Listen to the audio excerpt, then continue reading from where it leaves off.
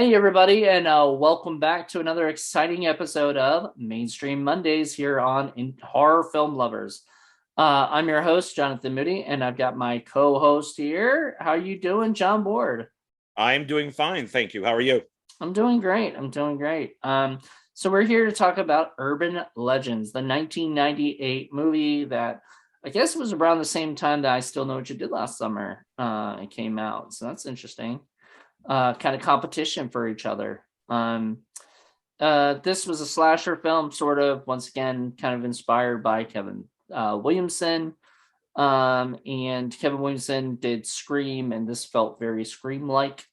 There was, I know Jamie Blanks is the director, and he went on to do Valentine as well, which is I absolutely love. And we might actually do that, I think, sometime Uh, if you want. What? it's funny how we because now we got our next film after Urban Legends Bloody Mary. Now we know what our next movie is going to be. I So guess we could try that. I mean, we got so much that we well, sort of been doing. it's funny because when I forgot some of the actors that are in this, and when I put the DVD in, I'm just like, okay, we are finally out of Williamson country. This is the first film that has no relation to anything from Kevin Williams. We were completely out. And like in Godfather 3, just when I thought I was out, they pulled me back in. And there's friggin' Joshua Jackson. And I'm like, son of a bitch, we're right back into Kevin Williamson territory again. and Sarah Michelle Gellar, who was in Scream 2, was actually up for the role of Sasha, which went to Tara Reid. And it's so funny. I don't think I can imagine Sarah Michelle Gellar at that time when she was part of Buffy saying all these like sexual shit on No, the not at radio all. and No. stuff. But then again, she was in Cruel Intentions and she got very sexual kind of shit there. Oh So yeah, yeah. She was very hot in that. Yeah, yeah. yeah, so I mean, maybe this would have been Maybe. the movie before Cruel Intentions. That would have, whatever. But she can get out of her contract with Buffy and or whatever can make that work. So yeah, I'm glad she wasn't in it. I think this was my introduction to Tara Reid, and I thought that she was absolutely gorgeous in this. I thought she was cute as hell, and I think that's for a while she was the urban legend girl. Hey, that's the girl from Urban Legend, and then it became, oh hey, that's the American Pie girl. Until I which is actually got so to know her funny name. because American Pie girl, like everybody more remembers um the band camp girl, Allison Oh Hannigan. yeah, love her too. Yeah, she's a Right. favorite. I adore her. I adore her in like everything that she does. Uh, but she so everybody sort of remembers her more than anybody else. Like I always forget that Mina Savari was in the Right. American Pie movies because she really wasn't that big of a I mean, she became like you don't say Mina's American Pies Mina Savari. You say American Beauties Mina Savari. Yeah, yeah. It's almost like each one of them tried to do their own sexy thing, after Yeah, that, because even somebody like Tara Reid in American Pie, she's kind of a prude. And like whenever her boyfriend makes a move, she's like, hey, whoa, wait a minute. mm, And then so who stands out? Well, the girl who took a flute and put it up her, what. yep. So and that was as shocking to Jim. Wait, Jim? No, it was Jim the Jim dad. was Jim. Jim was. Jim. It's as shocking to Jim as it was to the audience, All especially when we all knew her, as Willow from Buffy. right. Yeah. So oh wow, I just totally forgot that she was in Buffy for a second because Yeah, all I I can think always about is yeah, I her. combine them too. I combine both characters. So I always say, oh yeah, well when Willow took the flute, I Oh, she's also really great in How I Met Your Mother, which I love. I know a lot of yeah, people yeah, she's are yeah. not huge fans of that thing because they don't like sitcoms or whatever. And it's very much Friends knockoff. But we could get into a whole discussion on that on another Yeah. podcast. because that would be a whole freaking podcast. I could talk about that. However, so yeah, so I think there's other people that were up for the Sasha role that didn't get it, or I forgot who it was. It was somebody big. There was somebody big, if I recall correctly, who turned it down. And it was sort of, they were sort of a big name, so I can kind of understand why they would say no. And I call this urban legends, but it's only urban legend, by the way.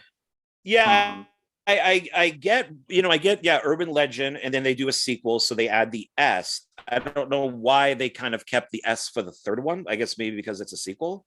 yeah. Um, so before we get into that, I just want to say, let's see. Jodie Lynn O'Keefe turned down the role of Sasha as well, and she turned it down. Now that I'm thinking about it, she really wasn't, other than Halloween H2O at that time, she wasn't a big name. And I don't know when did she do Fast and the Furious, if I'm correct? No, she did She's All That. Or, Oh, hey, can you see me? yeah, I'm Okay. right here. Okay. No, she did. She was in She's All That. But was she also in? She wasn't also in Fast and Furious, was she? I think I know the name is not familiar to me, so I'm not sure. Who was she in H2O? H2O. She was Sarah. What's his name? Josh Hartnett's girlfriend. Oh, okay, yeah, I'm not familiar with her name. Okay, Yeah, she was also in Whatever It Takes. She did a lot of comedy stuff too back then. She was really good at comedy, but she was in She's All That. She was Taylor Vaughn, the girlfriend of Freddie Prinze Jr. Before he fell in love with Rachel Cook. Um, but yeah, so she turned it down, which I guess Halloween H2O came out the same year. Oh, that's 98 too. Fuck. 98 was a good year for like slashers, for sounds that like kind of it. slashers. Because, I Still Know What You Did Last Summer, Halloween H2O, and this movie. So, damn, they were all together. Yeah, sounds like it. Well, before we get into deep discussion, this is what I have. So this is my kind of like my I Know What You Did Last Summer box set, but this is thinner, so it's got all three. And I Yeah. find it funny that this has like taglines. This has a tagline. This film has no tagline. So I looked that up because I couldn't find part 3, and I told you before what is it? I bought part 3 for like $6 on Amazon just in itself. However, I looked at that one, and that was like going for like $100. This? So yeah. Oh shit. Okay. Well, God, glad I kept it. It's I don't like the I don't like how they do it. So they're stacked on top of one another. So it's So they the could get scratched pretty easily. yeah. So it's the first film on its own disc, and then 2 and 3 are on a dual disc. Oh, So that's even it's worse. Oh no. yeah, and The this one does flipper have disc. special features. Yeah. I forget if the other ones have what special features they have because they don't list them here. But I know Urban Legend does have audio commentary. Scream Factory did a release of Urban Legend and stuff. Yeah. Oh That's wow. these. Yeah. So Why did you watch the my DVD and not the Blu-ray of it? I forgot I had it, and the Blu-ray in the DVD is what I normally watch. Yeah, That's funny. these are the Scream Factory ones, and I got these from my buddy there, and he told me that so this has 2 discs on it when it was only supposed to have 1. So they asked Jamie Blanks, can you do some behind the scenes, 20 minutes, type of thing. He ended up doing an all new feature length documentary Nice. on the film. So they had to make a second disc. Well, So, which good. I haven't watched it yet, but yeah, this is the Scream Factory one, and then this is also the Scream Factory one for part 2. Oh, that's nice. So, Um, but one wow. of these is missing. What? Gee, I wonder what film they chose not to do a Blu-ray on. Not yet. Maybe Huh. they'll do the third one at some point, you know. Well, Maybe and each one of these, like we talked about, Jamie Blanks, who I think you've interviewed, didn't I you? did not, but I do know a lot of people have chatted with him Okay. and or interviewed him. He So is somebody on my bucket list of people I want to okay. interview. So he did the first one as we talked about, and then the second one is John Ottman, who's actually a film composer who did the music for Halloween H2O. Nice. And so this is, I think, one of his only directing gigs, but he's a great film composer. He's one of my favorite ones. And then the third one is Mary, Lambert, who, and I brought this up to you, who became huge with Pet Cemetery, the original Pet Cemetery, and she was one of the most sought after like directors or female directors. And then she chose to do Pet Cemetery 2 and destroyed her career. So and then that's why she ended up doing this. So, Well, you I think know, she's now, if I'm correct, she's now like a TV director or something. She does a I lot with that. And yeah, I I think that's where a mean, lot of these people go. It almost seems kind of like TV's good. I think from what I understand, it actually pays better than films it do. pays well and it keeps you busy, you know, like you're, Yeah, if especially if you're in a part of a team of directors who work on shows constantly or something, like Kevin Smith does some every now and then, but like some directors will continue to do, you know, um other like the same show season after season after season and do like 6 7 episodes, and stuff, and that's amazing, I think. And that way you get to know the crew and the cast and you know what you're doing, so well, Bruce Campbell talked about that on a behind the scenes of Ash versus Evil Dead, and I guess like the first season he talked about how it had a whole bunch of different directors, and from those directors they weed out the ones that they don't want, and mm-hmm. then they bring back for season 2 the ones that worked out. So Right. if you're lucky, yeah, you could keep working over and over, because whenever I think about a director, like, God, they haven't made a movie in like 10 years. If you look them up on IMDb, it's always TV. They've It'll gone, be like they've done the 3 episodes of this show and then 3 episodes four of another episodes of, show. yeah, 10 yeah. So, episodes of something else. And then you're like, oh crap, like Fred Savage was directing for a while too. oh, he was a And massive he's TV still, I director. think he He's still huge. Yeah. does. So good for him. Especially if you find your calling in something you want to do. Yeah. I think that's amazing. Jamie Blake's, I don't know what else he's done. I looked him up and nothing else stood out past Valentine, except for I think maybe TV. That's about it. Let's see here. He did a movie called Nature's Grave. Kind of want to check that out. It's out. You can see that on Crackle. Um, that's got Jim Caviezel in it, so he's got Jesus in it. Oh, nice. Um, yeah. Storm Warning. I guess. I've never heard of Oh, that. yeah, that's right. That's right. That's the one that stood out. Storm Warming, Australian film about drug dealers during a storm, and these kids come across them. It's not Nice. bad. It's actually pretty good. When I saw it, I don't think I connected the two at all, but I saw it like when it originally came out. But yeah, I remember it being good. And it looks like he produced a couple things, but not really, and he's contributed music. So I guess he does music stuff to a soundtrack for a couple different things. So maybe is he an Australian director? I wonder. He has an accent. I put on like 5 minutes of the audio commentary for Urban Legend, which actually sounds kind of annoying. But yeah, he has an accent, so he's probably Australian. Okay. Well, very cool. So I would love to, I would love to chat with him someday. But given that instead, so he got the chance to direct this film. I think he did some shorts before then. Got a chance to direct this. This is a big gig. Like Yeah. this isn't a small little like $100,000 movie. This is millions of dollars going into this, and I thought there was a my favorite shot of all the stuff that he did was him was the really cool shot when we were following the girl running into the car in the beginning of the movie, you know, when she was running away from the gas station attendant and Oh, she like was, the over the head stuff. yeah, the over the head, but it was like That looked shaky a really little bit. good. Yeah. I I I gotta be honest. I hate the beginning of this film.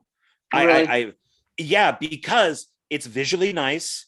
It follows an urban legend, but it's and if you look at the gas which he pulls in, the gas is $1.14. So wow. But I I hated the fact that, and I'm blanking, Chucky, the guy who plays Chucky, Oh, Brad Dourif. Brad Dorff. I hated that he stuttered because it's like if they didn't have him stutter, then he could have just walked up to the car and gone, "There's somebody in the back seat." But instead, they make him look like this creepy guy. He can't get out a fucking word. And one, I don't believe that he's that I've been around stutterers. I've known stutterers, and it's not that bad. They could talk. Joe Biden is a stutterer, and he talks fine until he hits a certain word. But maybe because Brad Dourif's character is nervous or something, I felt that was just a cheat. Like, well, shit, if he just goes up to the car and goes, "Hey, there's somebody in your back seat," it's over. I mean, she just gets out of the car and it's done. So he's got to be this creepy guy, and that's always annoyed me. For the first time I've seen it, and I've seen it, I think I want to say like 4 times. It just annoys the fuck out of me. I And mean, and it's sort of even funnier if you think about it because she has all this time walking up, you know, and he could be walking up with her, and he could be like, just listen to me real quick, okay?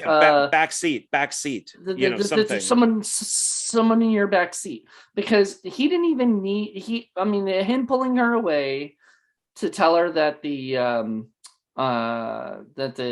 credit card, The credit card you people know, wanted to talk to credit, her. yeah, made total sense because you need to get her away from there because you can't be like there's someone in the back seat, you But he know, doesn't have to like, be all weird. Like when she's honking on the horn for him to come out, he like slams his face up against well, her I mean, glass, because there and was, it's like, why are you being so freaking weird? Why are you, when she's honking, you're just up against her windshield or the side glass, and it's like, why are you? It's like it's the only way that they can make it look like he's going to be the killer is by him mhm. doing all this stuff.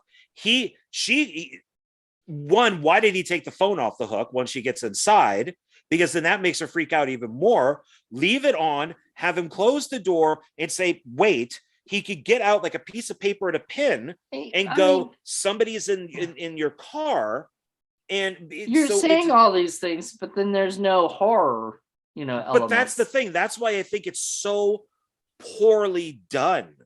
Is they have to think of all these reasons to get this setup that it's not good to me. To me, it's bad writing.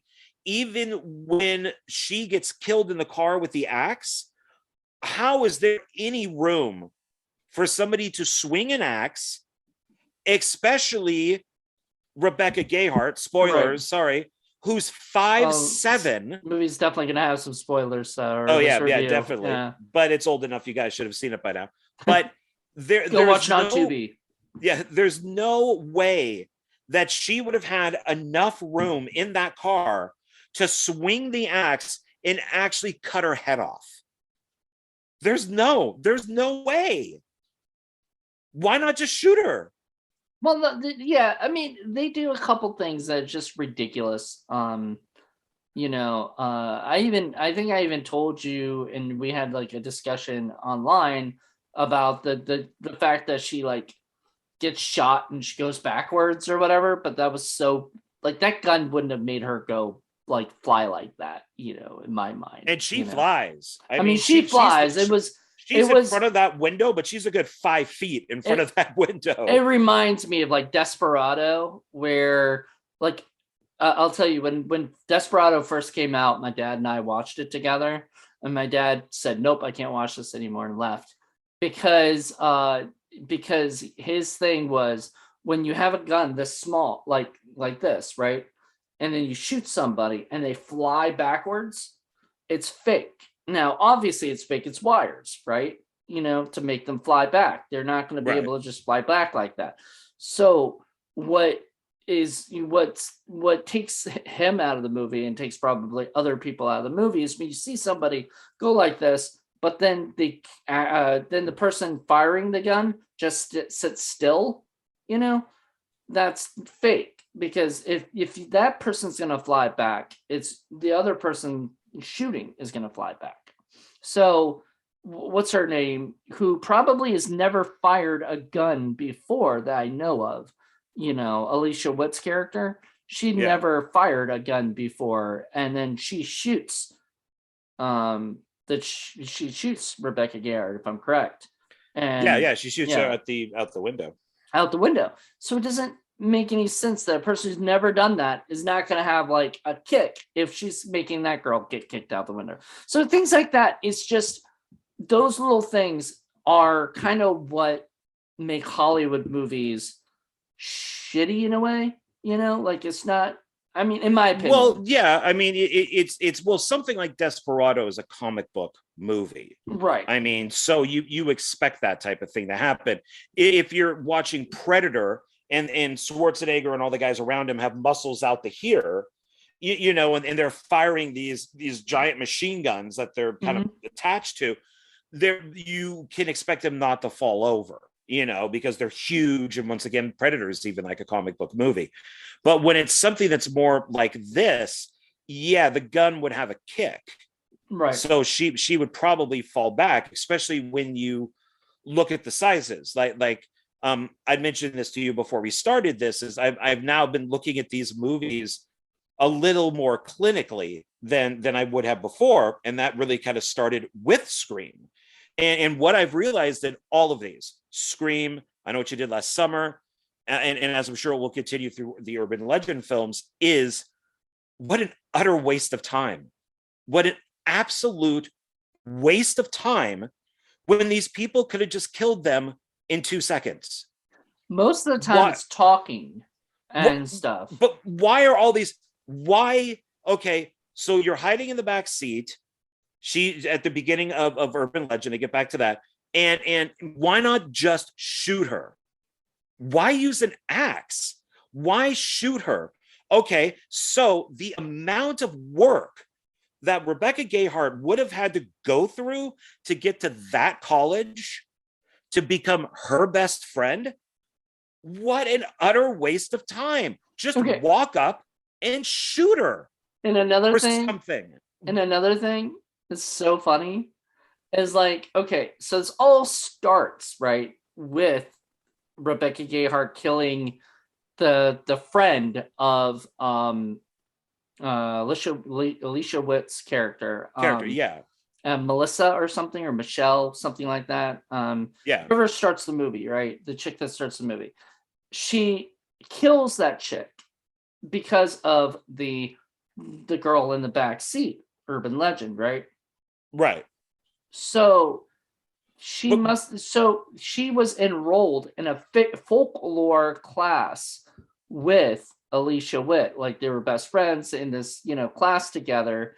So like the planning and everything is ridiculous. Like she had to plan all that. And what I'm saying. So she was still in school. She said when this happened, like after graduation, Rebecca Gayheart and her boyfriend were going to get married. So they were still in school. So she had to make sure she had a certain GPA to get into the school that both those girls went to, and then become at least friends with one of them. Oh, it's the same thing as Scream 2. Remember, we've discussed this, but at least Scream 2 had the thought of like, oh well, what's his name? Mickey had a Laurie Metcalf's character, the mother, Billy's mom, as a donor backer to get him to give Right. him the Yeah. money to do. So it made sense, sort of enough where you can buy it. This, I'm just like, okay, she had to have a good GPA. She had to get into this school. This wasn't a community college we're talking here. We're talking like a Right. full on university. She had to become good friends with the chick, enroll in a folklore class with her, then start doing all of these things, Well, which means that she already knew urban legends before she even came to the class, because for some She reason did that's because what she chose to kill people with. no, What if because she chose to kill them with grim fairy tales? because that was, remember, she said it was what happened. A lot of what Oh yeah, happened because was of the flashing the lights flash was in the the urban lights was the legend urban thing. legend, Yeah, and that was the yeah. beginning of it was what like caused this whole drunk, So uh is she dumb in the movie? Like is she faking it? Because like when she goes up to the class to do the pop rocks, and half the time when she does talk to Alicia Witt, she sounds like an idiot. right. She sounds totally stupid. Well, so So the is that her her, putting on an act? yeah, because at the end she sort of shifts tones in her demeanor and her attitude and becomes super villain, which Right. was sort of weird. Like it was all of a sudden she's like, because she'd be talking to Alicia Witt like, "Oh, you can have him," blah blah blah. It seems normal. Then when she becomes the villain, she's like, "I'm going to kill you, and I'm going to, I'm going to You're not make going you to take away my suffer." second man. You're not going to take. I'm like thinking, what? Like Jared Leto, like so she got a Well, crush on this other guy, and now is maybe that was it. Maybe that was what made her, because like there could be that thought that she didn't plan this originally, right? Maybe Jamie Blanks could explain more, or whoever I wrote this think stuff. this has been explained. I think she's been planning this since high school, and just keeping an eye on both of them. So there, Maybe. so two things I want to bring up is one, this class with Robert Englund I is love him in it though. Like, he's fine, but how far into the class are they? Is this day one? it Because felt day like a day one, one. you would think they would go over these urban legends, or maybe each class would be a separate urban legend. They're acting like this is class 10, but they're learning all this stuff for the first time. And that really annoyed me. And just how kind of, because of how dumb people were acting, it acted like day one in class, which I don't think it was. And Yeah. then the stuff with Jared Leto is okay. So he's the only reporter on campus. No, because remember he got fired from his editor. So if there's other people, obviously Well, there's we a see thing. when he's in that classroom with Alicia Witt that there are people in the background, but like we don't see anybody else reporting. We don't see anybody else doing anything. It's almost like he's the only guy to report on this type of thing, or whatever. It's Well, like, he's the one. Maybe that's his. Maybe a lot of this is his bread and butter compared to other people. Maybe other people are doing other our columns and articles and stuff, and he's the one really wanting to tackle, like, it would have been cool. You're right, it would have been cool if we saw him talk to his editor or another person or something, and come up to them and say, hey, I want to well, handle yeah. this thing, and then the other person comes up and is like, hey, I thought I was going to get on that, and they're like, oh well, he's the better. But see, do we really need that? Do we? You do, and you don't, because I don't think if there was a tragedy on campus that deals with somebody's head being cut off and they're a student, I pretty much think the editor would probably say we're not going to cover that, or it would just be about this student who lost their life. I don't think that they would allow the headline to be maniac on campus. Yeah, you, killer you on the know loose or something like that. Yeah. yeah, so to me that didn't make sense. And then Joshua Jackson's character, who's annoying as freaking hell, is not funny. Everybody thinks he's hilarious. Everybody's laughing at every single joke he does, and he's not funny. He doesn't do anything funny. Oh, the script says he's funny, So therefore, everybody I has don't to know. I laugh. really liked his. Nothing he does is funny. I liked his prank, his Pop Rocks prank, because I remember when I first watched that movie, and it's because the music, queued up and everything. I literally thought he was gonna die, from that urban legend. Oh, so my internet connection is unstable. Am I back? Yeah, yeah, Okay. you're back. You froze for a little bit, but Okay. like 10 seconds or something. So What I was saying was like that. Um, the prank he did on the people about the Pop Rocks and stuff. I actually thought that was. I literally thought that happened, like that he was dead, or he was going to die. are you Originally, serious? when I first saw the movie, yes, I literally thought, because I didn't know this character, I didn't know whatever. I thought and I thought this was going to show real urban legends or whatever.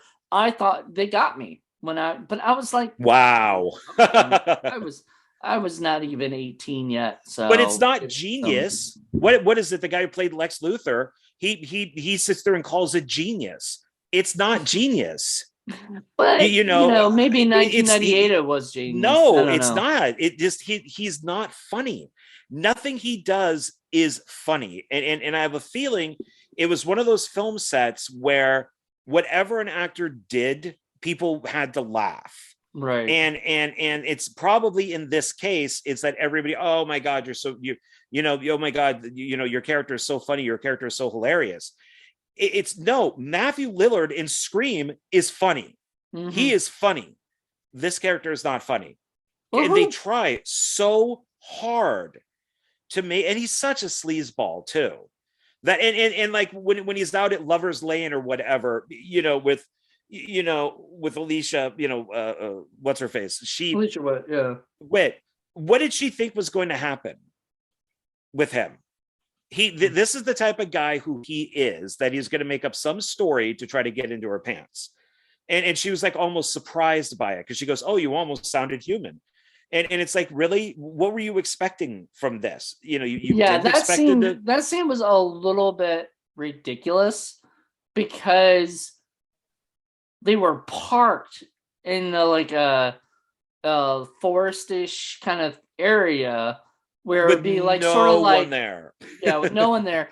And it was like Lover's Lane type thing, situation where,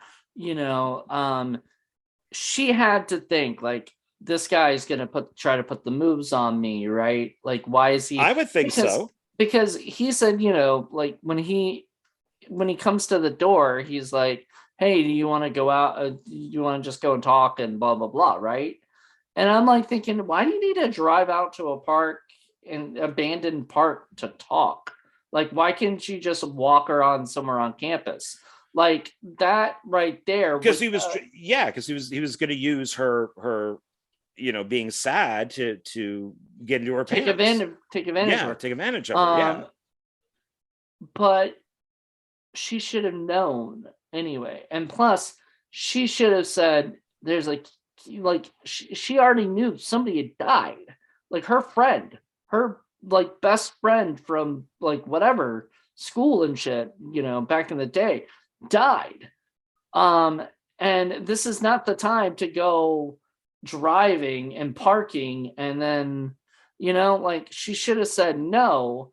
And I don't know if it was just more of a her character, it was more of just whatever, but it feels more like a writer writing it so that they can have that scene.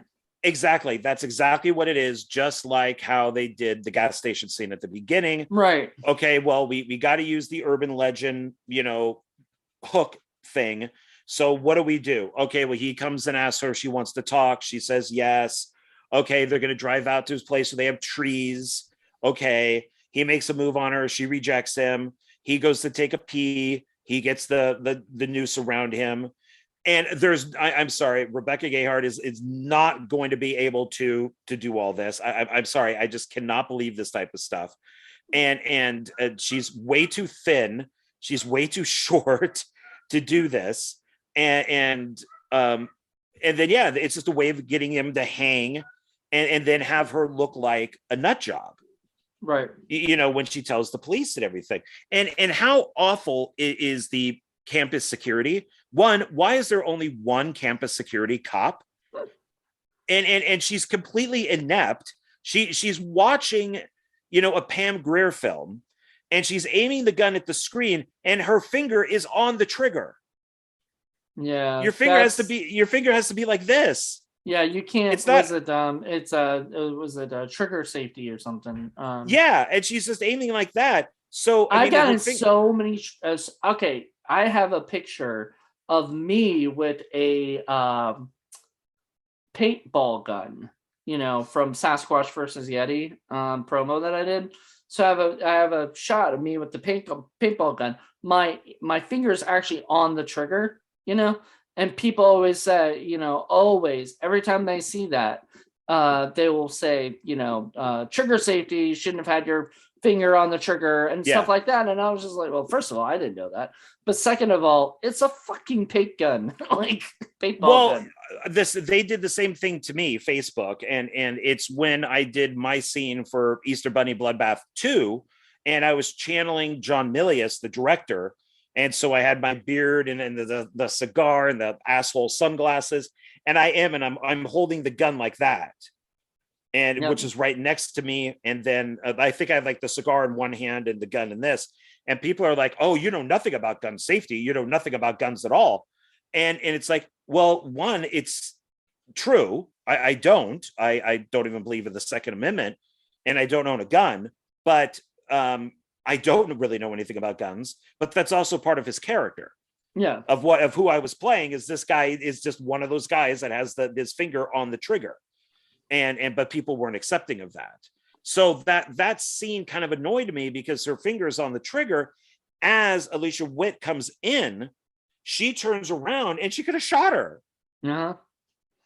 That could have been a complete accident, in the Yeah, making or so whatever. that doesn't make it. And she is literally the laziest and like worst like security campus cop that's there. She doesn't want to do any sort of research on anything. Mm. She is the laziest, and she's also sort of like, I hate saying this, this sounds terrible, but she's the most annoying character that we Her have. voice is really annoying. No, I don't care about the voice. Her voice didn't Oh, bother I me. didn't. I don't want I to hear know. that for 90 I minutes. know, but that didn't bother me at all. What bothered me was just her attitude the whole time. Like anytime somebody brought up something, a real security guard would be asking questions, would be kind of going over stuff, investigating a little bit, maybe, or doing something. She just kind of sits there like that, your boyfriend is gone, he's not around, he's out somewhere else, he's blah blah blah. And I'm like, so you're not Well, gonna you're but not gonna remember, try to she's a look into cop. this. So if she was security, I would expect it to be lazy. But she's a cop. Is she a cop? I thought she was Yeah, a it said security. campus police on her I thought that side. still means security. Security and police are two different The things. two, so campus cops are real cops as Or opposed to real cops campus that, yeah, security. Okay. I did not know that. yeah. Yeah, Interesting. we have them out here where like the police hub is actually on the school campus. Oh, okay. So, but that's the thing is that if she was security, okay, she's a Well, if security. she were also, yeah, if she were security, there might be only one person working, most of the time or something. Sometimes there might be somebody replacing that person, but there'd be only needing one person, I know. like I would for think 8 hours. with that prestigious of a college, they would probably have two or three, Mm, or people, maybe. campus, police roaming around or whatever. Mm-hmm. So I don't know. What once again, I think that it's like, well, we only want to kind of like Jared Leto. We only want to focus on the one newspaper guy. So we're not going to Mm-hmm. bring in anybody else. We're only going to focus on the one campus cop or security person. So we're only going to do one person. So everything seemed to just kind of be one person. And now I went to film school and at Los Angeles City College, and they had a radio place there where you could go, and I guess it was campus radio. Mm-hmm. So, but I don't know that much about it. So I'm wondering, like, is Tara Reid's show real? Like, could they actually do this? Could she talk about blowjobs and swallowing cum? I And could she don't know talk about about that. this type of stuff, I, especially at that prestigious of a school? I don't know. That's a good question. I don't. I almost don't think so. Just And she was the because. only radio person. So once again, we're only going to focus Well, on one no, I radio mean it person. was her, but then she Well, had there somebody who worked with her. she had the assistant, but it wasn't like she walked past somebody and went, "Oh, have a good show," Right. or something like they're like we didn't. From what we saw, there was only one radio person in that entire school, and that was her only class or whatever it was, because we didn't see her Yeah. do anything else. So what? These are the things I've noticed now. This time I've never noticed them Uh, before until this viewing, because I was really watching stuff, and I'm looking at my phone here because that's what all my notes are on. Like I have the phone so the phone call that the lead actress makes to the bachelor party where Damon, who's Joshua Jackson, is supposedly at, is that Rebecca Gayheart on the other end? I'm not sure. Maybe. Because the person, the operator on the other phone goes, "Oh yeah, we saw a guy come in with all white hair. Oh yeah, he's here." And it's Well, like, I don't. Did they say all white hair? And they he said, she describes him. okay, yeah, And that's when I went, wait a minute, is like, did the phone number that Alicia Witt's character get a phone number that like goes to her cell phone, maybe. like Rebecca Gayhart's cell phone? Maybe And then she had like a burner cell or whatever, or I don't know. yeah, I because don't know. Like it's really there's hard. a lot of work that has to be done to cover this stuff up. Just like the phone call I'm sorry, I know you like him, the guy who plays Lex Luthor, but I'm blanking on his name. Oh, Michael Rosenbaum. Yeah. Yeah, Michael Rosenbaum. So when his dog is put into the microwave, and Yeah, which is like he honestly, gets I the forgot phone about that call. scene, and I fucking hate it all the time. I hate that scene. I don't know. Yeah, I thought it was really weird, like when they're getting the dog drunk with the bong. I'm not Oh, the they're bong. also piercing his ear, apparently, or giving him piercings. Did you Oh remember hearing God, that? You didn't hear that? Like they with the said, dog. yeah, because they said there's one line in the movie where they're like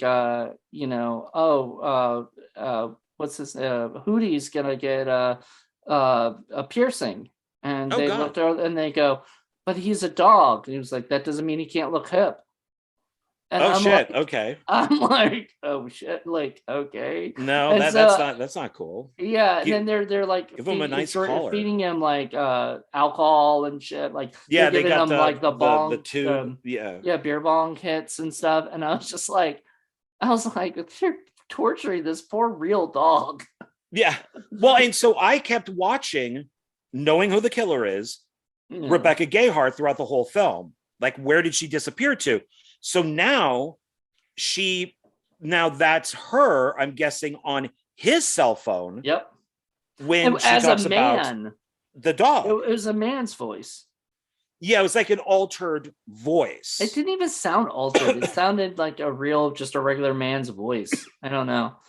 It would have been cool if Roger Jackson, I bet he had a contract with Scream. He couldn't go on any other people's movies or whatever, but it would have been cool. Like there could have been that like connection to Scream a little bit, like, where Roger Jackson's like, bitch, your dog is in the microwave, Well, we have Joshua Jackson. Scream 2. That's what? Isn't he in Scream 2? He's in Scream 2. So I guess there is a connection. Yeah, that's our connection. Yeah, to it. To it. And Rebecca Gayheart is too. Oh yes. She had a small role in that, which is so weird. Which is so weird because she had such a small role, and she doesn't even die. In which I mean, because she's kind of like a comic relief with Portia. With Ellen's, they did a great job. I love them both in that. Girlfriend. Oh yeah. No, they're funny. They're comic relief, But see, Rebecca Gayheart back then was comic relief. Like her doing this was sort of like not on par, and maybe that's why she took it. But like 98 was when they did Scream 2. God damn, there was a lot in 98. I forgot Scream 2 even came out that year. Jesus. A lot of slashers, man. 98, man. We should That's have looked it the up before we what horror films were made the same year as Urban Legend or came out the same year as Urban Legend. a lot, man. List would probably be like that. So Because they'll all be knockoffs of Scream. Because yeah, that was what Hollywood and the independent but film. but I'm going to go back to what I really said with a waste of time is if you're going to kill Sydney, kill Sydney. Why do we have to go through all of this? Like how elaborate was their setup in all the Scream movies just to kill Sydney? Just shoot her. Why would it be just walk up to her and shoot her? Same thing with I Know What You Did Last Summer. You know, if you want to kill Julie, just kill Julie. Once again, why are we going through this whole elaborate thing with the hook and 4th of July? You know, same thing with Urban Legend. If both those girls were the cause of your boyfriend's death, okay, then just get into the back seat and shoot her, and then go to the school that Alicia Witt is at and shoot her. I don't understand. I'm watching too many of these. I understand. You're watching them and they're starting to bother you. Yeah, it's really frustrating me that the amount of people that have to die just for us to get to the end where then the villain says, oh, well, now I'm going to kill you. Because especially in something like Urban Legend, these people aren't friends. They're college friends. They know each other. But are any of these people going to be friends after school? Probably not. So for Rebecca Gayheart to go around killing all them, who cares? Okay. I'm not going to list like the ones that we don't know, or never probably heard of. But Apt Pupil, Blade. I don't know if that's more an action movie than a horror film. That's action, horror. Yeah. Bride of Chucky, Children of the Corn 5, The Curse of Puppet Master, The Dentist 2, The Faculty, 98. We already did that. Halloween H2O, I Still Know What You Did Last Summer. I've Been Waiting for You, which I remember hearing about. It stars Sarah Chalk, Marky Post, and Salil Moon Fry. So that's a movie that I want to look at later. Some movie called The Revenant. Modern Vampires by Richard Elfman. Mutilation Man. Phantasm. Which stars the what's her face? The girl from the beginning that gets killed. I'm blanking on her name. She's the daughter of two celebrities. I'm not sure. It's not listed here. Which movie was that? Which one? Oh, Modern Vampires. Modern Vampires. Okay. Yeah, she's been in a ton of movies, but they've been mostly low budget stuff. The ones the people that are listed now, there's Casper Van Dien, Kim Cattrall, Udo Kier, Natasha Gregson Wagner. That's her. Yeah, she's a Wagner. Yeah, her parents are Wagners. All right.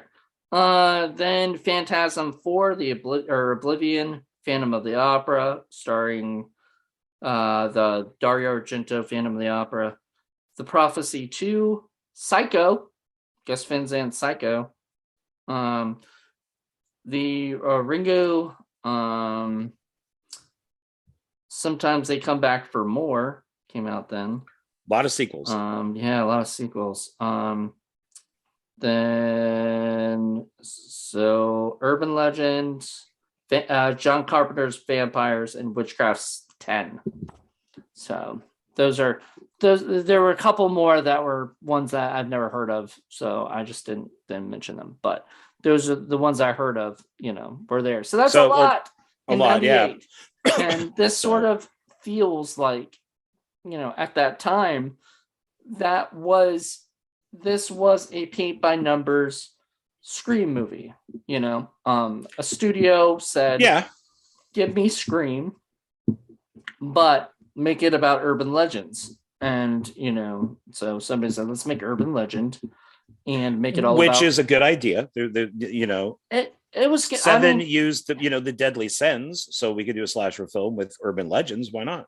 so I knew I don't so I knew about, like, I knew certain urban legends because of um I used to read these books called Scariest Stories to Tell in the Dark. And a lot of them were urban legends. So they had the babysitter and the man upstairs, they had the hook, they had all the, like, don't you wish, or what was the one with the girl, uh aren't you glad you didn't didn't wake up or whatever, Well, I want to turn talk on the about that. lights, turn on Yeah, the lights. I want to talk about Let's that talk one. about that, because Danielle Harris. Well, and I was going to ask you, what did you think of hers? But one thing that does annoy me with this is they don't mention movies, and I think they probably maybe be too Scream related. But there is When a Stranger Calls is one of the most famous urban legend movies about the calls are coming from the house, Mm-hmm. and including Black Christmas, the original Black Christmas. Yep. The calls are coming from inside the house, and this type of stuff is not mentioned. But as much as I like Danielle Harris, this was during a period in her career that I found her to be kind of annoying, and because she Did you? always, yeah, because now granted there is an age difference in the two films, but even something like The Last Boy Scout, I thought she was just obnoxious, and she just played these annoying characters for a while, and that includes this one here. It is I didn't one find her I annoying and obnoxious. I don't know. I'm in this film. Oh my god, mm, she's such a fucking bitch. That right, but that was I like, that was why would you room with this person? I mean, I would ask to because, transfer, well, I mean, she which you can had, do. but I she mean, had. She just, maybe they can't. They could. I don't know. They could have looked into that and had that make sense. I mean, the only problem I had with her character was in the beginning of the movie, the first time you meet Tosh, which was Danielle Harris's character. She's having sex with her boyfriend or some guy or whatever. I think it's some guy, because it seemed like she liked yeah, to chat with dudes on the internet and then hook up with them, which was pre, like, real internet, like whatever stuff. But so once again, Rebecca Gayheart had to know that this chick did this stuff, had to go into, like, find her exact chat, thing. I mean, there's a well, lot of yeah, planning that goes into there's this. a It's lot of just, planning in that, and then when she does get killed, um, uh, this is there's a massive continuity error in this. Is Alicia Witt enters, and then Daniel Harris is being strangled. There's no blankets or anything. It's just the parka, I guess, or whatever it is, because why wouldn't Daniel Harris notice that this is a female, that this is a woman? So the face has to be covered. And so mm, there's no blankets or anything. She enters and goes, not looking, not looking. She's in full dress. She walks off screen. It then cuts to her getting into bed in like her pajama top or whatever it is that she wears, because she wore it in a previous scene. So that means she walked off screen, she took her clothes off, she put her shoes away, she put her bag away, she was doing all this miscellaneous stuff.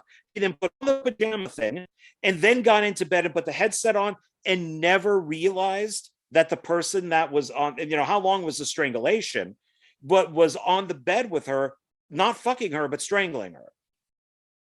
So it just, there's a big I continuity mean, she error did there. have the stuff in her ears, so after a while, she wasn't listening to it. Well, no, but she So put them on, but she enters the room fully in whatever clothes she was wearing, leaves the frame. We then see her get into bed in different clothes, her night clothes, and then puts the headset on. yeah. In between that cut is her taking So her clothes I off. think that's got to be a continuity error, because it literally should be just her going in and just laying down, which I think is what it was looked like. or whatever. Right. But You're if you right. notice, She she probably changes. changed her clothes. So Yeah. And so why wouldn't you, in that small room, she would be taking her clothes off and putting on whatever it is and never noticing that she's not having sex, that the person is, I'm assuming, wearing a parka and strangling her. It doesn't make sense. But they had to do that once again, just like the beginning scene and all this. They had to do that to get her into bed. So it was, yeah, just walk past the camera. The next shot will be you getting into bed with the clothes on, and we're not going to explain it. right. So I don't know. I never noticed that, and now I it's probably damn going to you, bother me Jonathan if I see it Moody. again. I damn you for making me watch these films again, because now I'm not liking them as much, and I'm finding all I these errors. But I mean, I still enjoy it. I don't know. I still like it. I mean, with the little errors like that, Ugh, it's just little I'm problems. I'm not looking forward to this one, because this is one of those ones where I've gone, oh look, it's a movie about a movie being made by people who make movies who don't know how to make a movie. Maybe it'll be different. Maybe you'll see it and you go, oh, I I've I get never get it understood now. that. Never understood that. Unless it's a Um, comedy like Bowfinger. If you're a okay. filmmaker, why wouldn't you know how to make a movie in a movie? I don't. Anyway, so yeah, you say her character's obnoxious. I found her to be sort of like, I think a lot of people, like, I was talking to a friend of mine who said that she had like a little crush on Danielle Harris Oh because God. of in that movie, because of the goth stuff. And she actually, like, and I think some of like the way she dressed and stuff changed because of that. The way that Danielle Harris looked, she looked fucking cool, like as a goth chick. I So thought they overdid it, and she's not even listening to goth music or death metal or anything. She's actually just listening to heavy metal, which I thought was kind of funny. It's like, oh, that's a heavy metal song, and you're supposed to be goth. Like, okay, I that doesn't make sense to me. But all right. So okay, so to continue, um, did Joshua Jackson sign out the Encyclopedia of Urban Legends, or was that Rebecca Gayheart? I don't know. I don't like it had he could have done that. Maybe he was looking for something, but she would have to know that he did that so that it could look like, can make it look like Well, he because remember, Alicia, when she goes to get the book, she looks and sees that he did it, which then kind of slightly verifies what they were saying before, with with him playing the joke on her with hanging from the tree. Mhm. Unless Rebecca Gayheart anticipated this and went and signed his name into the book, knowing that they were going to go out to make out point, and she would kill him, and then she would go find the book, and there. Maybe. So, I don't so like that seems like I don't that seems like a stretch, but I don't know. The only other thing I can say is I really hated that the dean like dismissed what's his name by being gone. Like, oh, it's the weekend, so he's probably out hooking up with a chick in a motel and shit like that. And then a couple days later, it wasn't even that much longer or whatever. All of a sudden, he's like, well, there's been a missing kid. This Blaine or the Damon guy. I keep calling him Blaine because that was his character in Cruel Intentions. This Damon guy, played by Joshua Jackson. But you see what I'm saying? Like, he was saying the dean was at first like saying, oh, he's probably hooking up in a thing somewhere. Then all of a sudden, a couple days later, it's not like a week or 2 weeks or something, it's like, oh, now he's missing, to him. Like, finally, oh my God, well, where's this guy at, And it was just, I don't know, to prove that he's an idiot, I guess.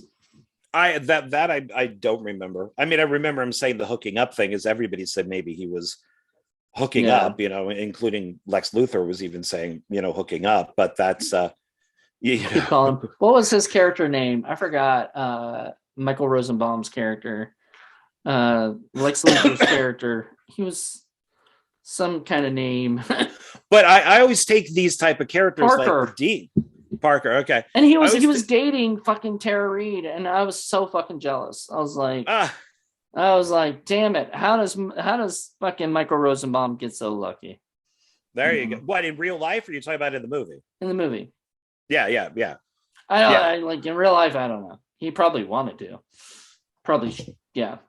Who knows? He should get him on his show. Well, there you go.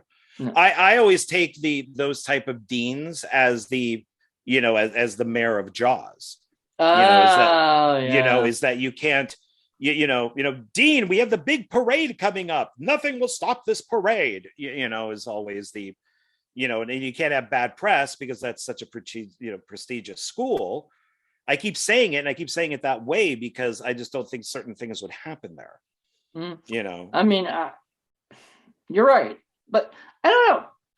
It's one of those things that you're telling me all these things that should probably change my mind and make me like not like this movie more or something, but I still enjoy it. It's just I still like it. It's one of those movies that I could put on like on a rainy day or something, and just go, oh, I haven't seen this movie in years. Let me check this out. And it makes me feel good inside, I mean, with all the problems that I Know What You Did Last Summer has, I mean, I still enjoy that. And I still think Scream, the original Scream, has problems up the butt.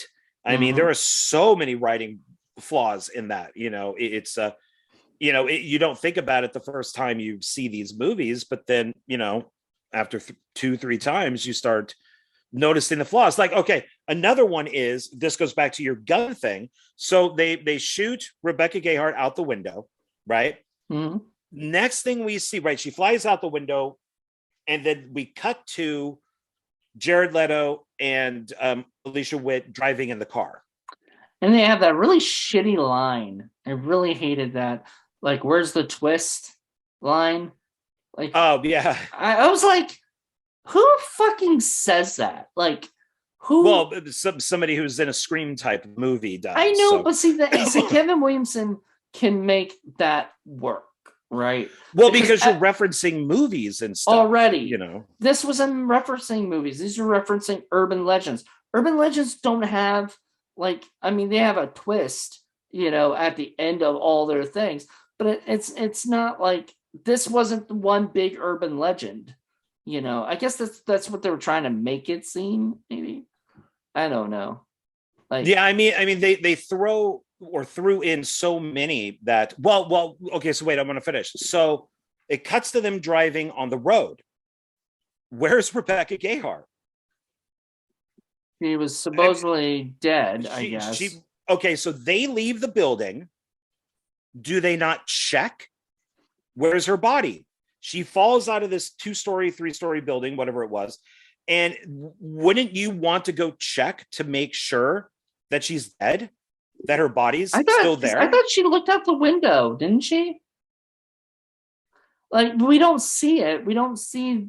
No, I think she flies out the window. The camera cuts outside, I think, to her falling.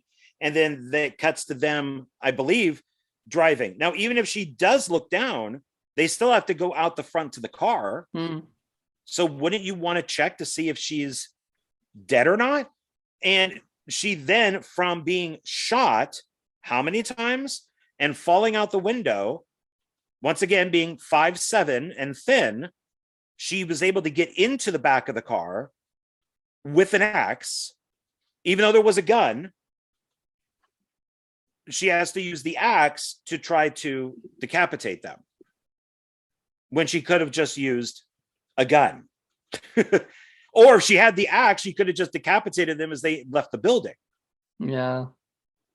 And then she gets thrown out of the thing into the water. She gets put into the ocean or lake or whatever it was. It's a river, like a raging river. And we see her floating. So we think, she's dead. Yeah, I thought that was almost a reshoot. So that's what I went back to when the film was done. I went back to listen to that audio commentary, and the audio commentary sounds pretty chaotic.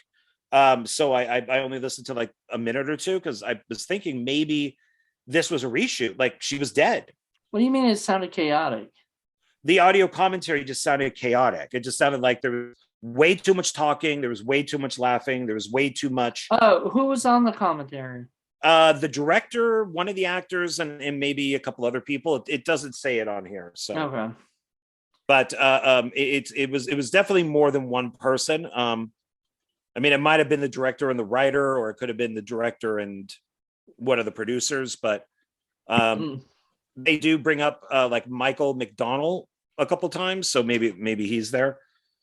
But yeah, and then we Michael then go McDonald? to no Michael McDonald, Who's Michael McDonald? the producer, one of the Oh, producers. okay.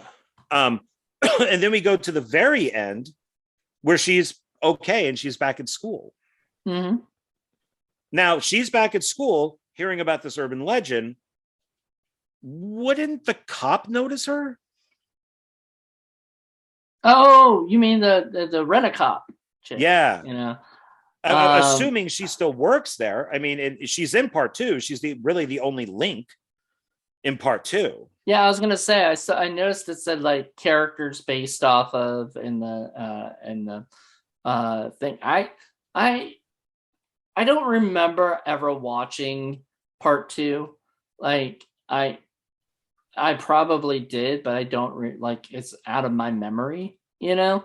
So maybe I've never seen it, but maybe I have. I don't know. So I'm interested. I can't wait to see that to discuss that'll it. be that'll be It'll interesting be almost because like brand new.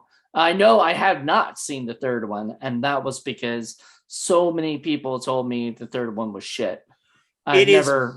it's very much I'll always know what you did last summer. It's very much of that. Okay, like a This remake, basically. Yeah, like you had talked about before how the quality goes down with the Mm, I know what you did last summer. Same thing. So okay. big budget, I think huge, makes that's a lot why of we money. chose this one was because we talked about that urban legends, the quality went down, or whatever, and so that was why we chose it. But Yeah, because it definitely does. I mean, and it even follows money wise. I think I know what you did last summer. Big budget, made a lot of money. Once again, big budget, didn't make as much money. Okay, well, we're not going to make a part three. And then years later, oh well, we'll just do a straight to video third one. mm-hmm. And I forget if the third one mentions the other two films. I do forget. Yeah. Maybe it doesn't. It could just be a total standalone. But it doesn't give it. So 2005. Yeah, it was 5 years later. So 98 is the first one, 2000 is the second one, and then 2005 is the third one. Yeah, they're just like, hey, what can we do? Oh, our expiration on urban legends is running out. Let's do that one. Let's do a sequel to that. Yeah, well, Blockbuster had to, in Hollywood Video had to fill its shelves. If they did another urban legends, they probably would do a remake of the original, or whatever. I wouldn't set it in a college. I would have it be in suburbia, like a bunch of friends or something. I wouldn't set it in a college. That would be my idea. Well, and I wouldn't put so many in. I would do one urban legend per episode. Well, then isn't that what Bloody Mary is like? It's one more or less, yeah, one. Yeah. But look how many they wasted in urban legend. If they ever planned on making a sequel, they talk about the scream in the roller coaster song. They bring that up, which of course matches with the Tara Reid one with her, screaming on the speaker. So there is like a parallel, but they kind of waste a lot of. Mm-hmm.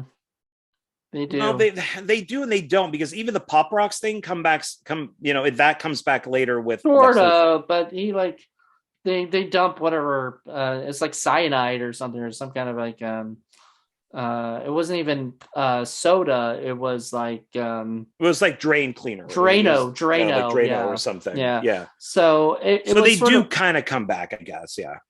but yeah, but then they do the microwave and the dog, and you're right, they do so much that it almost feels like Well, yeah, overkill. and he got two. You know, Lex Luthor got two because it's the dog and the Drano, and then and even with the Dean, his was pretty weak. And I looked it up while I was watching, and his urban legend is just the cutting of the back of the feet. That's the whole urban legend, is that somebody is sitting down and somebody's underneath like a bed or a sofa, and they cut the back Which of one? your feet with the Who's? Dean. Oh, the Dean. Okay. I didn't know that was So an urban legend. I just thought that guy just died. no, Like, no, because I was trying to figure out, like, okay, are they making some up, or, and I looked it up, and that's it. Yeah, like you're sitting on your bed, and then all of a sudden somebody cuts your like a what is it, your Achilles heel, and then I think it is, and they cut that so you can't walk. ew. And then I guess that wasn't good enough, so they had to add Oh, him getting killed on the spikes and the car yeah. burning I like around it. that Spikes part. I actually thought That had somebody. nothing to do with it. That I that know, was but that kind of was an urban cool. legend. Yeah, It was nice. But it was nice. it was But nice. it was nice. I liked it. I liked all the deaths. Honestly. But I was gonna say, Tara Reed's was bloodless. That was kind of disappointing. I liked her getting chased, and I liked her screaming, but then we just see the axe going down. We don't really yeah. see I any mean, that blood. was yeah. What was the other one?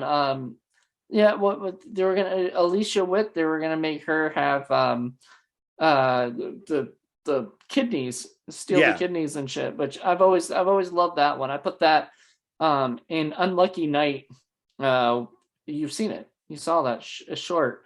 But in Unlucky Night, they talk about that. That's there's that line where I say, my character says to Jay Gates, what if you wake up in a hotel room full of ice with your kidneys removed? And he looks and he goes, that's just an urban legend, my friend. And then later on, he ad libbed the line where he goes, you forgot my kidneys, motherfucker. And I was like, yeah, I lived that line. I was like, that was fantastic. But that was the thing. Like I always loved that one because I always thought like that would be fucking scary, just waking up and you're in a motel room filled with ice, with your kidneys removed. Like that just scares the shit out of me. So I like that they had that and they mentioned it. They didn't do it because Rebecca Gayheart doesn't get anything done when she needs to, I guess, no, once again, just kill her. You have a gun, just kill her. but she has to do it because the urban legends, because the script demands it, I guess. Like, really, in real life, nobody would plan all of this shit out. Nobody would say, and I'm going to kill. There's no serial killer that goes, what would be great? I did all the urban legends. So I'm just going to go to each house and I'm going to. Actually, that right there is the plot of the remake for Urban Legends. If they ever remake this movie, they need to have a serial killer that does go house to house and kill people, and a detective and people investigating the murders. But you'd only do like maybe four of them before it gets caught. You wouldn't do like a million of them like this movie did. But that would be cool, right? Like that's sort of what this should have had, except they tried to make it Scream like. So they tried to do the teen Scream thing. They tried to tie it in so there was a motive for it. But I think it's even scarier if there's just a serial killer out there with no motive. The only motive is just to kill. I mean, I guess it depends on how it's done. I mean, Seven, Yeah, Joan Doe goes through elaborate deaths for the seven deadly sins. yeah. Even that film Resurrection that I watched on Easter with Christopher Lambert, where the guy is making Jesus. So he's taking one body part from each person to make a Oh yeah, you body told for me about that. Jesus to Yeah, it's not bad. It's not a bad movie actually. I kind of enjoy it, but it's once again it's elaborate traps that the film is. I think was obviously influenced by Saw and Right. a Saw and Seven. But Hmm. it's because if you're going to make a body for Jesus to come back in, once again, just kill the person, just shoot him in the head, and then take their arm and shoot another person. And I talk about shooting a lot because that just seems to be the easiest way for all of these horror movie people, all these Okay. villains, Okay. to Right. kill somebody, You're especially if you're not Jason. If you're you're Leatherface or something that's different. you're absolutely right. However, they're trying to make these people become the new Jason, the new Chucky, the new whatever, the new Freddy. They're and that, I mean, to go back to the beginning, like what's his name?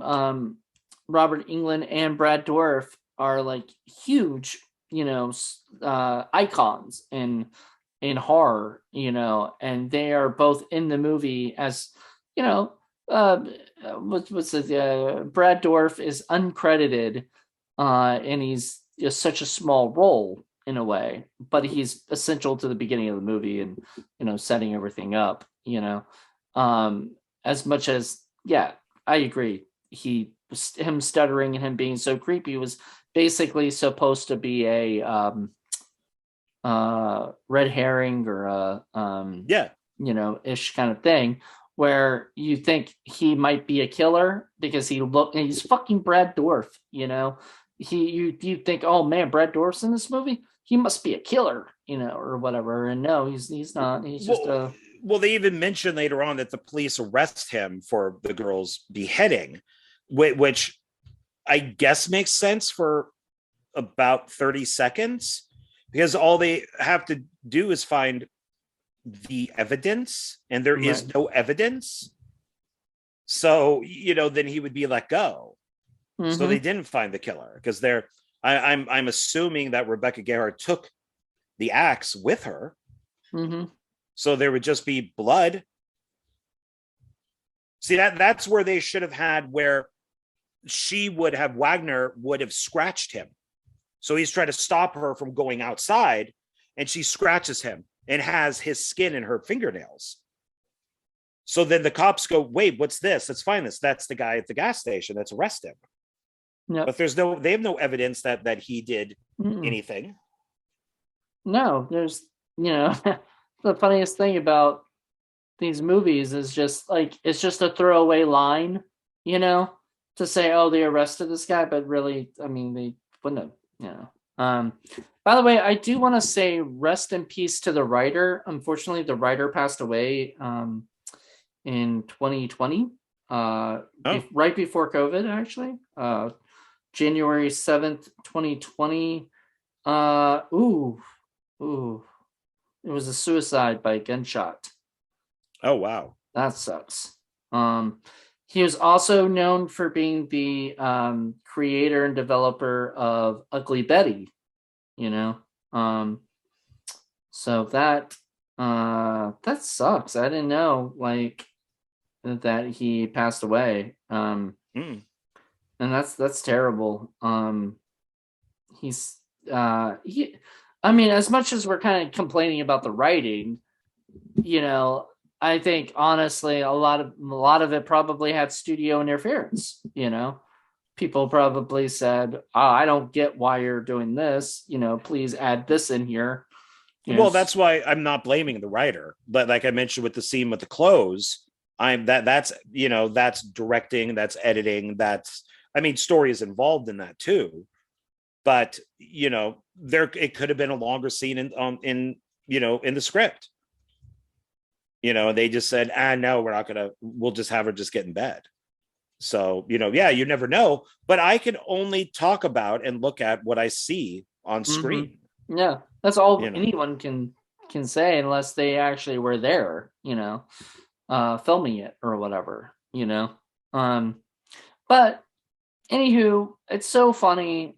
We're gonna be wrapping this up. But it's so funny because so many people love this movie, and so many people, um, I've known a lot of people haven't even seen the movie, or whatever. They're younger people, and stuff. So I still consider this a sort of an underrated movie. Like, not a lot of people talk about Urban Legend as much as like Scream or I Know What You Did Last Summer or many of the other ones. And so I feel like it definitely deserves some more attention. It is on Tubi, but it's also on HBO Max. So if you have HBO Max, you can watch probably a better looking version of it on there. Yeah. And I know you said you've got the Blu-ray and the DVDs and Yeah. whatnot of it. So it is available for people to go check out. We do our ratings here, right? We've done those in the We've been last. doing those. Yeah. Yeah. So I'm gonna go ahead and I'm gonna say I give this a 3.5 stars. You know, it's enjoyable enough where, like I said, like anytime I watch it, I want to check it out. Um, I think before, if we didn't have this conversation where you're pointing out so many flaws, I would have given it a little bit more. Um, but it does have its flaws, it does have its issues, but all in all, it's a very enjoyable, cute little movie. So I'm gonna say 3.5. Cute. Yeah, remember you asked me, I think you asked me once, like, can I find a movie or I want to see a movie you think is cute, and these, things. This to me is cute. It's got moments Okay. where it's got moments where I was really connecting to the movie. I was really having a fun time. But obviously there are flaws to it. I loved Joshua Jackson's like all the in jokes that they have with stuff like what's it Joshua Jackson turning on the radio and it busts on it puts on I don't want to wait and he turns it off as Oh quick. yeah. Yeah, that was cute, to me. Well, Like, and that they was they bring up the Noxzema commercial. Noxzema commercial too. I was like, Yeah, with wink, Rebecca wink. Gayheart.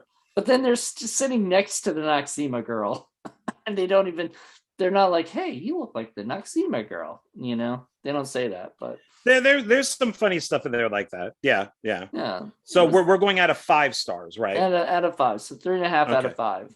I'm gonna say 3. Three. Yeah. Oh God, now I'm worried about the other movies. What they're gonna rate the other two. Yeah, I think you gave I Know What You Did Last Summer like 4, or something. That I just love, even with all of its flaws. A lot of it has to do with Sarah Michelle Gellar being in it. Yeah, So she's really great in it. And, I just love her so much. She's one uh, of my favorite things in Scream 2. And Cece, what a great name for her. So it's yeah, I just really like she would have her. been So great in this, but it's nice to see Tara Reid get her her day for that, and then she went on, and I mean it kept being in other movies and kept getting. Now she's the Sharknado girl, so I mean, hey, there's worse things. I guess. Yeah, 3. I think 3 is a fair, a fair rating. I say 3.5. I usually like stuff. When you don't like something, I like it a little bit better sometimes because, like we see things differently about it. Like I said, I could watch this over and over again, even with the flaws, and even noticing the flaws now, I'll still just sit back and be like, I can just enjoy this movie. But we do seem to be a little mixed. Like you did not like I Still Know What You Did Last Summer, and I did. And you Yeah. did not like I'll Always Know What You Did Last Summer, and I did.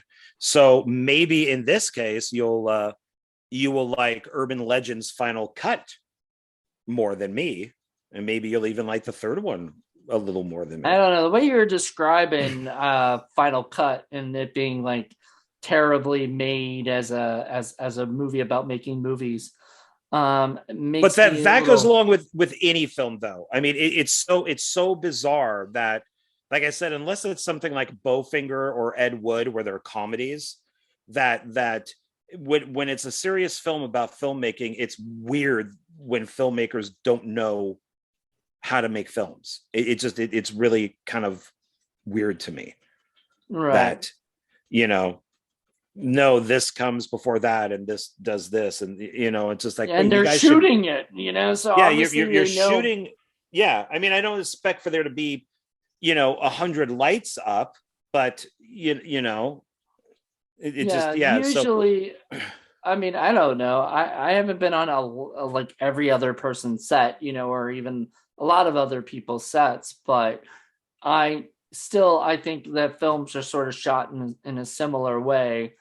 And so I am looking forward to seeing this just because I want to check it out, you know. I want to see I how it, still like you it. know. Yeah, I've still seen it Yeah. a few times. I I'll mean, because it is, she's a film student, so she's making a movie. So it's all the urban legends are kind of around that. So it's yeah, I still like it. yeah. We'll see. And I'm very anxious to see Bloody Mary just because I've heard so many terrible things about that one. So I'm looking forward to that.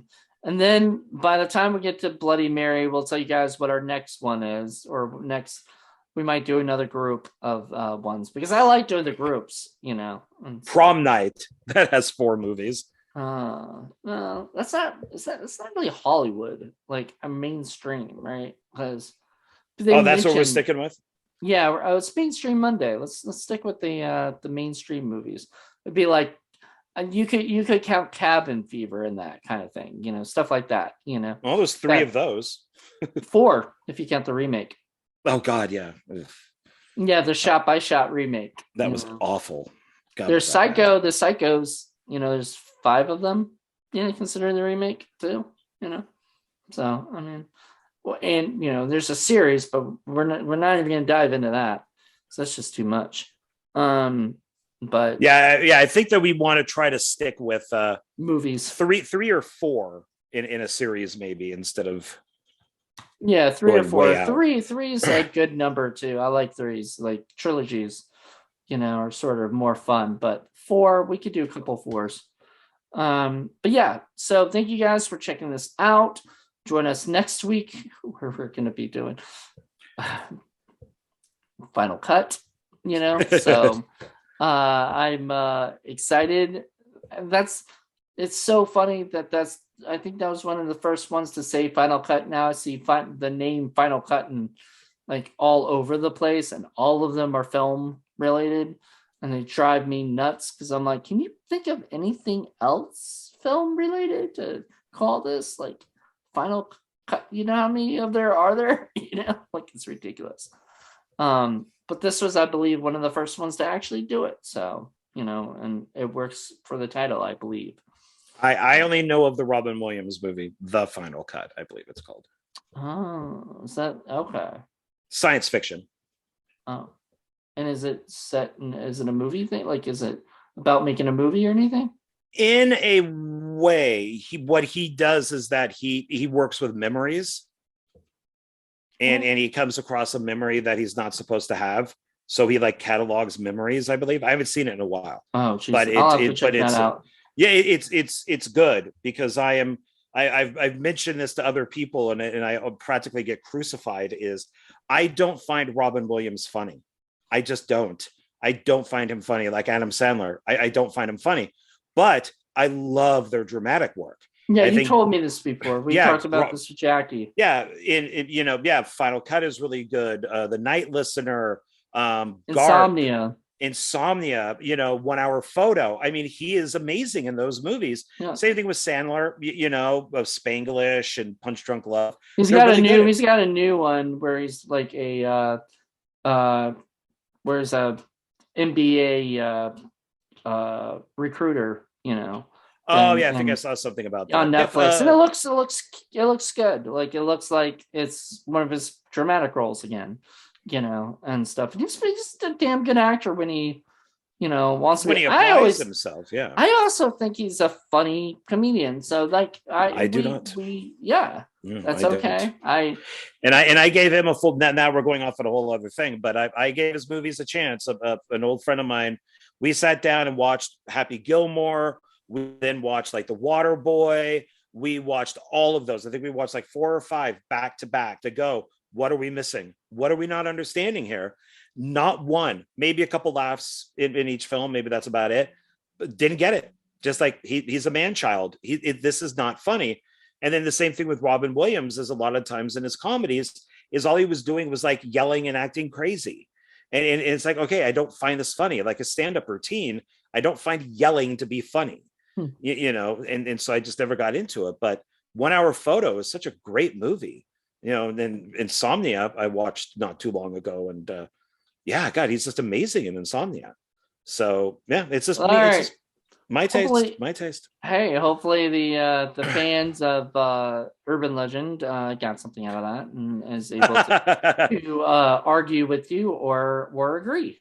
There are probably a lot more people than you think.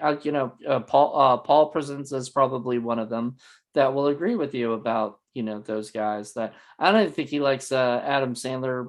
When he's doing his drama stuff. But that's him. I particularly, and that's okay. We can all like what we like. You can all like what you like, but always know that I am correct.